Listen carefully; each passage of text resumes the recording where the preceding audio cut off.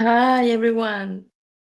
Thank you for all of you that are inviting Invítame un café.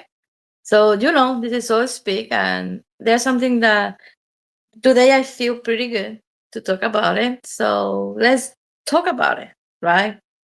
Um, I planned or I wanted to talk about my visit to Rome in the next Soul Speak that I did, or I was going to do. But I think that I want to talk about healing. I want to talk about my process of this so far before I can forget certain things, certain details. Sorry, to give all of you an idea of what is going on, spiritually speaking, energetic speaking. Before I will say this from the beginning of the possibility of me getting the surgery back in February. I was bombarded with a lot of information about the body that is um, a living being, a living uh, entity, or whatever you want it. Like it's a separate thing. Like it is the mind, like it is the body, like the soul. Like there are three things that we need to work with separately, but in alignment. We need to put them in alignment that they want to work together, right? So I needed to go to processes with my blood pressure, understanding how my body protects, work with energy that is outside of the body, like the mind, like the soul, and even the beings and things like that. Okay. So having that in mind, then I needed to understand that the real healing is not about the body. What we work with our body is about recovery, is about regeneration, it's about understanding the soul contracts that allow us to go through certain situations with our body, the limitation that we sometimes put on them, so we don't overdo or we don't get out of our way about the work that we need to do here. I learned that the body itself have a lot of information, that it doesn't storage energy, it creates energy that resonate with whatever story, whatever things the body is interpreting because of the mind. I learned that the mind is a regulator of energy. It's the regulator. But that's why we say body, mind, and soul. Body, mind, and soul, or soul, mind, and body, because the mind is in the middle, it's the translator. Whatever the soul needs to work uh, between, hi, Marilyn, whatever the soul needs to work, whatever the soul is coming in their soul contract, will send some information to the mind. Depending on how the mind works or how connected, how healed is the communication between the soul and the mind can create other interpretation that has nothing to do with it and send it to the body. And then the body, in that communication with the soul, depending of the with the mind, depending of how well is that communication, how strong it is, will or if follow it or interpret it in a more disturbed, weird way. So, and that's why we get certain things because of that, that reflect like it's something that we are doing, or it really is in the align, is aligned with everything that we need to. That's another thing that I learned. It's about listening, really listening to your body. It's not about giving just food or soul food. It's about how you are allowing the body, the mind, the soul to, with one thing, even just food, right? Regular food, how it can be magical and heal and really sustain what the body, the mind, and the soul needs, even in the process of making it.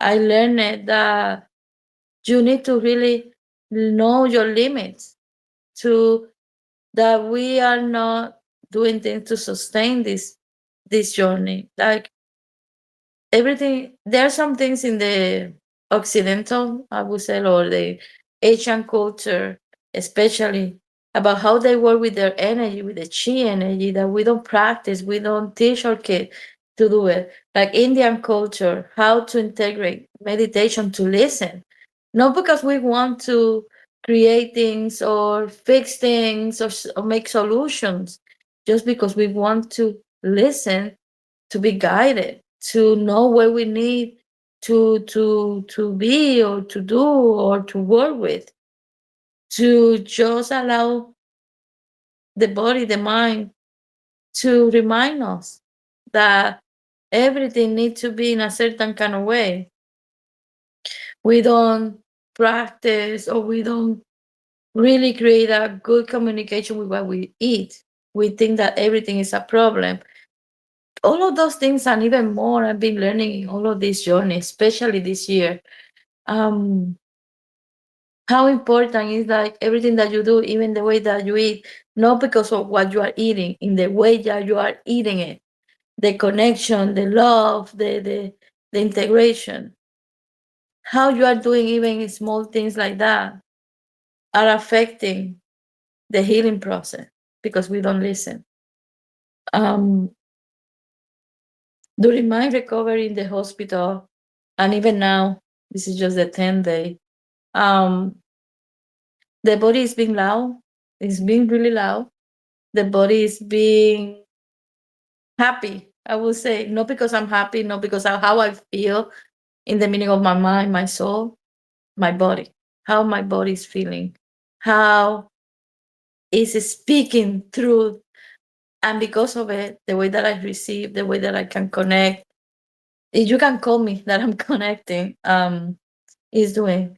So because of it, I came to the realization that all of these practices, I don't care, healing touch, Reiki, um, I'm not saying that every person, I'm just talking about the practices, quantum healing, um, sound healing. I don't know how many we have. They are important. They are good to get it incorporated depending of your system belief. If you have a system belief that require certain practices, but I notice it that they are just taking us far behind of our true power. I still use, or I still do energetic body or energetic body work when I need it or I feel that I require as a tool, as something that to sustain, to support my journey. I'm just waiting for the end of this month to be able to do my, to for a friend of mine to do my therapy.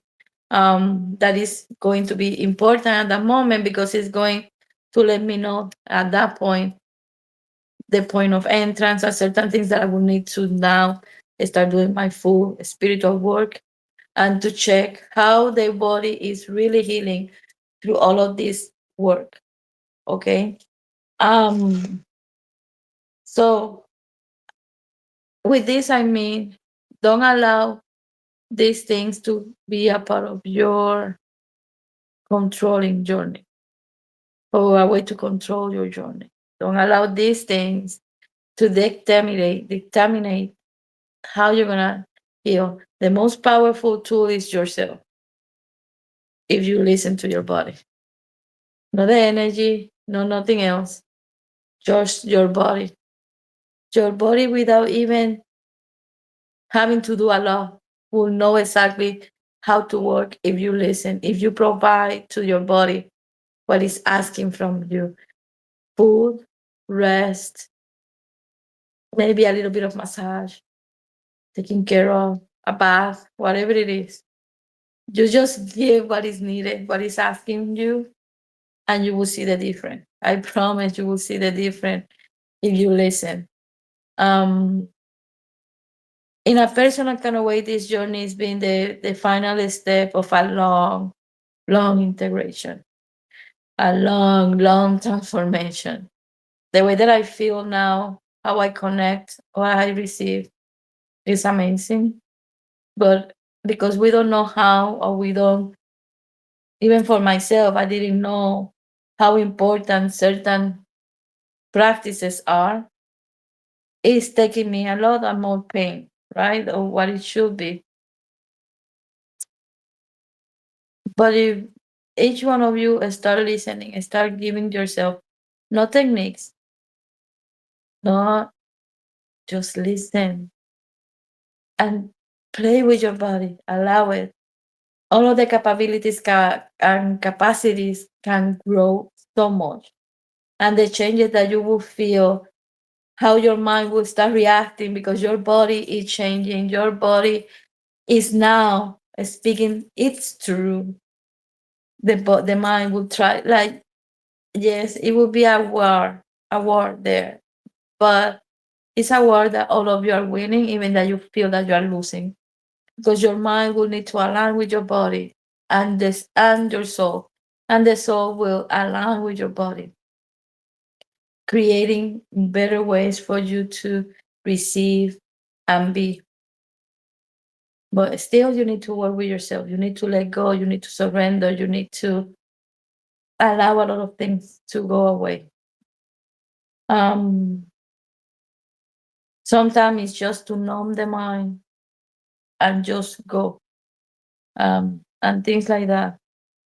And talk everything else. Like, I don't like to curse, but this time, this not better way to say it. Talk everybody else, everything else. Focus on each one of you. Focus on yourself. Be that for you.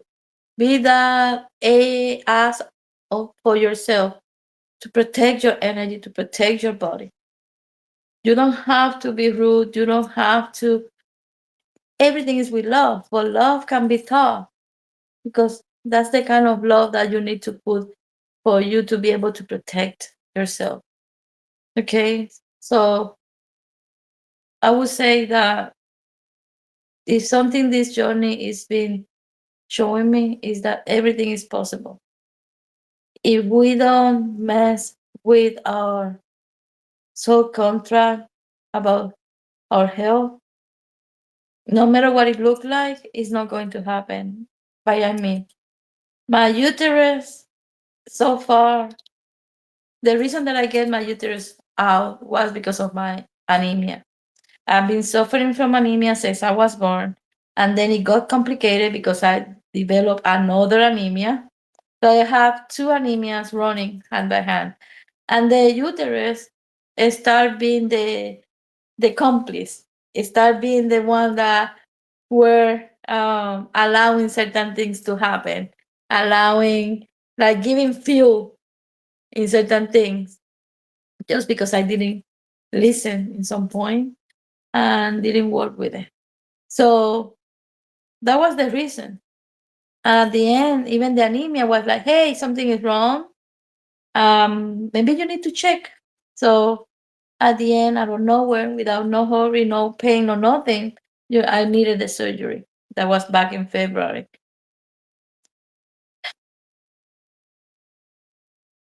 My ultrasound didn't show nothing else than just 4 myomas, or whatever you call it. Just that, intramural myomas.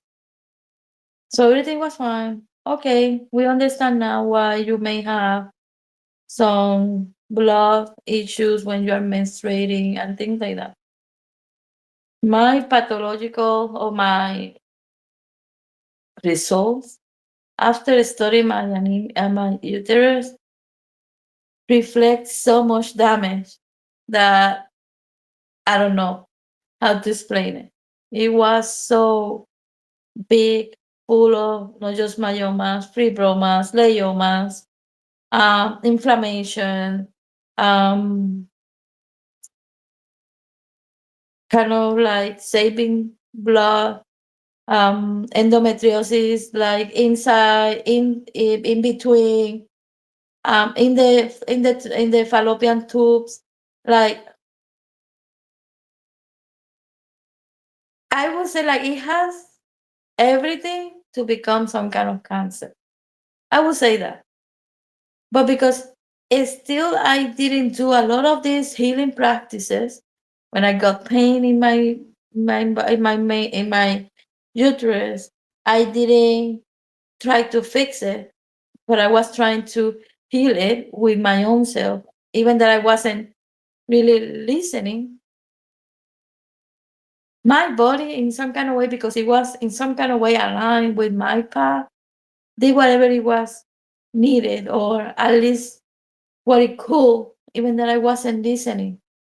And at the end, no cancer was there. But it have everything to eventually, in some point, even become that.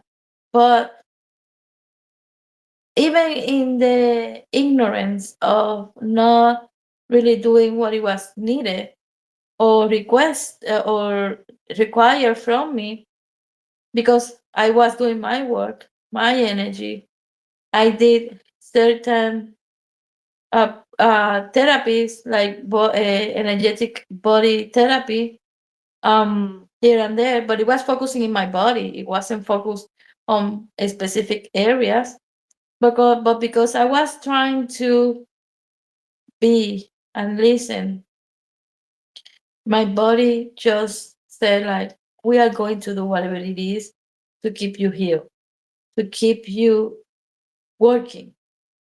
Okay. um and I'm thankful and I'm grateful and I'm thankful that at the end nothing was there, even that it was a perfect nest for a lot of things. So now that I know that, believe me, I'm working with my body, I'm listening, I'm taking care of, not just because trying to change the way that I'm eating or no. It's just like I'm allowing it to decide, not because of my taste, not because I like certain food, because my body like certain foods, because my energy love certain foods. I do exercises, or I'm gonna start doing certain things because that's depending on what my body decides. Is what my body is created, is it was meant to enjoy as a way of movement, exercising and stuff like that. The same with my mind and the same with my soul. So listen to yourself, not just of what your spiritual path is requiring you, but for what your mind, soul, and body needs. What nutrients you need for all of them. So the healing, the recovery, the restoration, not just physically, not because you are going through something, just because it is time that we do those things. Okay, sweeties? So it is a lot more that we need to talk about it. It is time to start demystifying a lot of things. But I hope that maybe during the weekend, at least I can come back and talk about Rome. That would be an amazing topic now that we already covered about Jesus. Okay? So thank you again and have a good night. See you soon. Bye bye. Increíble.